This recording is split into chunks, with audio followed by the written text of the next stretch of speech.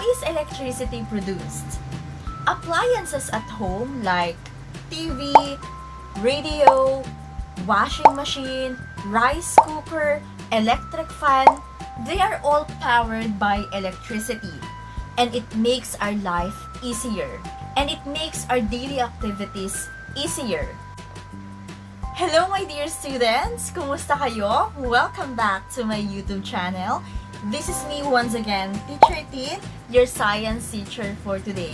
If you're new to this channel, don't forget to subscribe, like, and hit the notification bell for more updates in Science 7.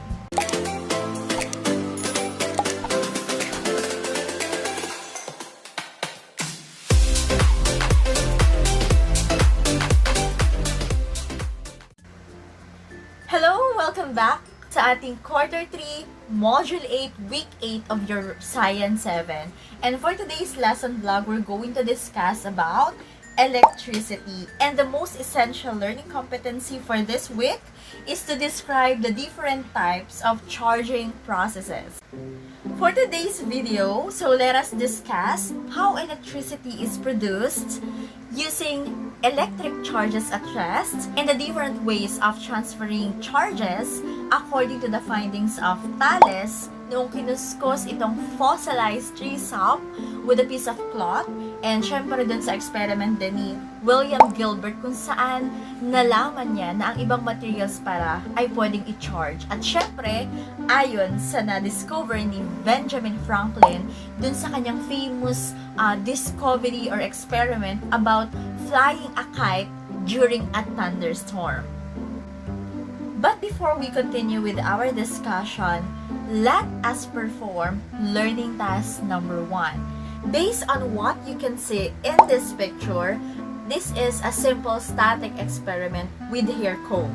So, yung first picture dyan, anong ginagawa ni Kuya? So, sinusukla yung buhok, and then afterwards, so, meron siyang, inilapit niya yung kanyang suklay doon sa mga pieces of paper or bits of paper placed near the comb. So, ano ang nangyari? The question here is, what happened to the bits of paper placed near the comb after using it?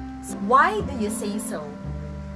Okay, so tingnan natin kung ano bang mangyayari kapag sinuklay natin yung ating buhok at then nilagay natin at dinikit natin sa papel na mga ginutay-gutay. Tingnan natin.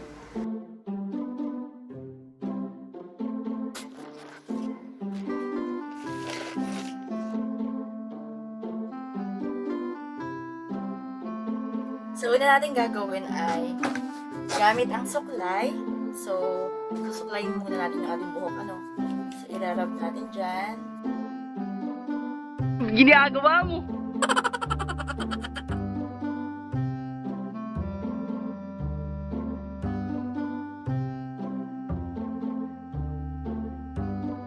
A few inches later.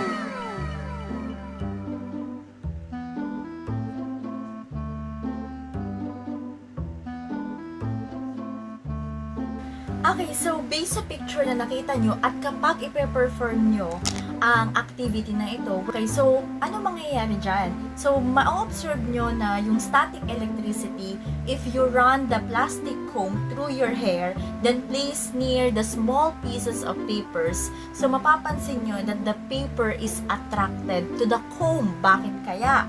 Sapagkat yung comb na ginamit nyo is nagkaroon na yan ng charge particle. So, yung charge particle na yan is naa-attract niya yung opposite charge niya, which is yung paper ay opposite ang charge. So, ibig sabihin, as opposite charges attract, the paper sticks to the comb. So, kumbaga, naa-attract niyan yung kanyang opposite charges. So, nagkaroon ng charge. So, nagkaroon ng charge ang comb. The first time you brought the comb near the paper bits, nothing happened. But when you comb your hair, you gave the comb a charge of static electricity. Then, when you brought the comb near the paper bits, they were attracted to the comb because of this charge. Okay, now, so, study the given figure and answer the following question. So, ano yung nakikita nyo dito? So, this illustration is an atom. So, the question is, what do you call to the positively charged particles? Okay, very good. That is what we call the proton. That's the positive charged particle. How about what is the negatively charged particle? Okay, good. That is what we call electron. Okay, next question. So what if an atom has equal number of positively charged particle and negatively charged particles? So what do you think will be the charge of an atom? Okay, so 0, at ibig sabihin, yan po ay neutral lang. So meron tayong tinatawag din na neutron, which is the zero charge. Ibig sabihin, no charge at all. So, an atom is electrically neutral because they have an equal number of protons and electrons. So, yun yung tanong sa number 3. Ano ang magiging charge ng atom kapag equal ang positive charge at ang negative charge? So, in short, kapag equal ang proton at electron, so, nagiging neutral ang isang atom. So, kailan ba natin sinasabi na ang object ay positively charged or negatively charged? Naka-experience na ba kayo na nilagay nyo yung inyong arm near the switch-on television screen? So, what happened to the hair on your arm? So, di ba parang minsan parang tumatayo sila? So, the standing hair of your arm is the result nung tinatawag natin na static electricity. So, ang mga electric charges, natatransferred sila sa pamamagitan ng iba't ibang paraan. At yan yung i-discuss natin sa kasunod. So, paano nga ba na ang mga object ay nagcha-charge? Kahit pag nasa mall ka, kunwari kasabay mo yung kapatid mo or yung iyong loved one, ayan, naglalakad kayo sa mall, tapos minsan parang napapaganon lang kayo, pag napadikit, aray, yung parang may natusok sa ating balat kapag napadikit lang yung ating mga braso. Kasi parang yung kanya ding, yung katabi mo, yung mga balahibo niyan, parang nagtatayuan. So, yun yung tinatawag na standing hair. So, may static electricity. Yun yung nangyayari yun because of the static electricity. Okay, so now, in our next discussion, how do objects get charged? To charge an object, one must alter the charge balance of the positive and the negative charges. And we have 3 ways to do it. First, we have the friction. Second, we have the conduction. And the other one is induction. May tinatawag tayong charging. So, alam na alam nyo, pag sinabi nating charge, so parang diba, nag-iipon tayo ng energy. Kapag lobat na ang cellphone nyo, sasabihin nyo, ay mag-charge lang ako. So, ano bang nangyayari pag nag-charge kayo? Di ba, pag sinaksak nyo yung inyong charger sa electric supply, so di ba, tumataas yung level ng battery ng cellphone nyo. So, parang kumukuha ng lakas or kumukuha ng energy yung inyong cellphone, yung battery ng cellphone nyo from the electric supply. So, ano bang ibig sabihin ng charging? So, pag sinabi kasi nating charging, ito yung proseso kung saan nagsusupply ng mga electric charges sa isang object or pwede rin naman ito yung pag-lose ng electric charge from an object. So, in short, charging states that, or this is the process of supplying electric charges or the electrons to an object or losing electric charges from an object. Okay, so an uncharged object can be charged in different ways. So sabi nga natin, meron tayong 3 uri kung paano mag-charge ang isang bagay. Conduction, induction, at yung friction. So simulan natin sa charging by friction. First, we have charging by friction.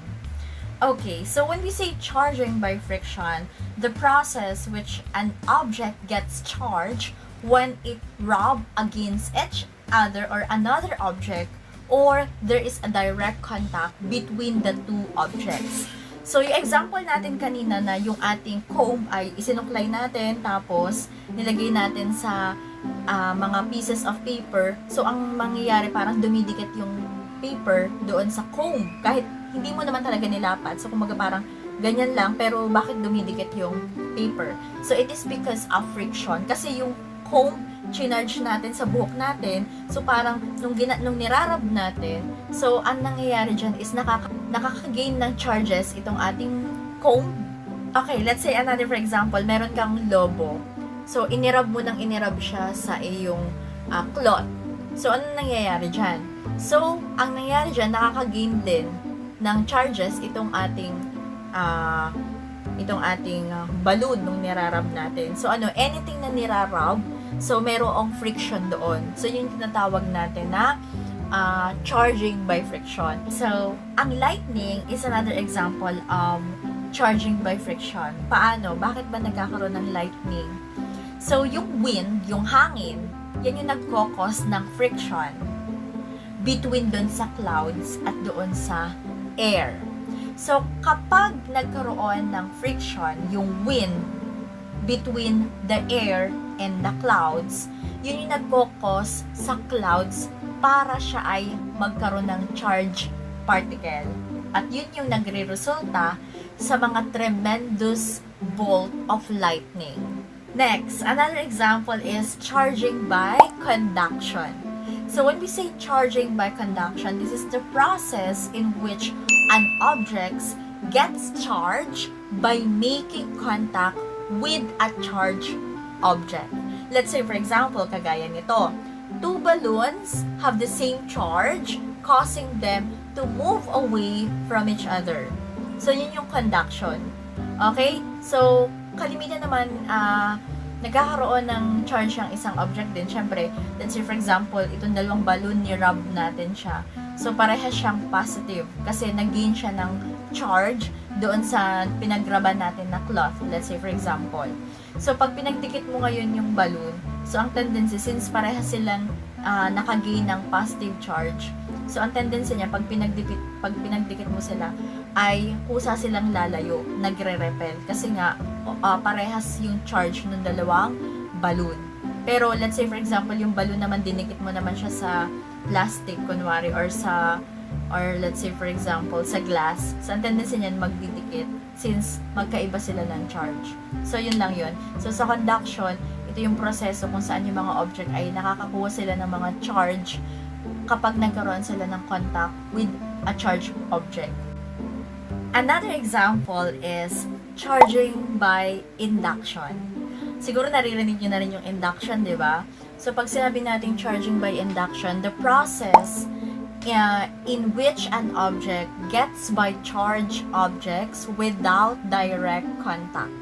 Okay, so without direct contact. So, paano yun? So, let's say for example, yung leaves of the electroscope move separately when the charge rod is placed near the electroscope. So, kagaya ng nasa picture na to. So, ganun yung nangyayari sa induction. So, sa real life situation, ano ba ang mga example ng induction? Okay, so ang nangyayari kasi sa charging by induction, so, yung induction charging, ito yung process kung saan nagkakaroon ng charging method kung saan yung mga charges ng objects ay na-charge pero without actually touching the object to any other charged object. Di ba kasi kanina sa charging by conduction, ito yung kailangan na matouch yung isang particle para mag-charge. Kumbaga, di ba sabi natin, charging by conduction involves touching of charged particle to a conductive material. Pero sa induction, even without touching the object, nagkakaroon ng charging process. So, sa charging by induction process, ito yung kung saan yung mga charged particle ay, kumbaga, inilalapit lang natin sila sa mga uncharged conductive material that is grounded on a neutrally charged material. So, the charge flows between two objects and the uncharged conductive material develop a charge with opposite polarity. Nakakita na ba kayo ng mga induction cooker? Like this. So, paano ang nangyayari dyan? Okay, sa mga induction cooker, nagtatransfer ng electrical energy through induction from the coil of wire into a metal vessel that must be ferromagnet. So, ano ba ang meron sa induction cooking? So, yung mga induction cooking, gumagamit sila ng electric currents to directly heat pots and pans through magnetic induction. So, instead na gumamit sila ng mga thermal conduction, which is gas or electric element transferring heat from a burner to a pot or pan, yung induction heats the cooking vessel itself almost instantly. Sa induction cooking nga, since yung surface ng induction stove ay hindi it doesn't get you hot, so you can touch it with your fingers without getting burned. Okay, so for learning task number 3, the question is, based on the given examples and illustrations, how will you differentiate the 3 methods of charging? Charging by friction is wherein the transfer of electrons from one uncharged object to another by rubbing the 2 objects together. Some electrons can move to the other object when rubbing. So let's say, for example, the hair and the balloon. Another one is charging by conduction. It's the transfer of electrons from one object to another by direct contact. Like when you rub your feet on the carpet, but the charges move to your hands. And another example is charging by induction. It's electrons can react to the electric field of charged object without touching the object itself. In some materials like metals, electrons can easily leave their atoms. So when a metal object is close to a negatively charged object, electrons are repelled by the field and move away from it. The close end of the metal object becomes positively charged and the far end becomes negatively charged. And this process is called induction. For learning task number 4, the question is, explain the importance of practicing safety precautions in handling electrical devices. So, napaka-self-explanatory nito, di ba? So, talaga naman na kailangan ay mag-ingat tayo when we are handling electrical devices. So, ang electrical safety ay napaka-importante kasi marami tayong ma-encounter na mga hazards dito, kagaya na lang ng mga arc flash o kaya shock, na pwedeng magresulta ng kamatayan, ng death, if you are exposed to them. So, kailangan talagang ingatan. So, fortunately, the likelihood of this occurring is relatively low. So, however, the control measures that prevent these hazards require a careful management, attention to detail and technical competence. Yan, syempre, may maraming mga injuries na pwede tayong matamok kung hindi natin iingatan yung mga ganitong klase ng mga hazard. So, let's say for example, kasi meron tayong dalawang klase ng hazards of electricity. Yun yung tinatawag natin na electric shock at saka yung arc flash.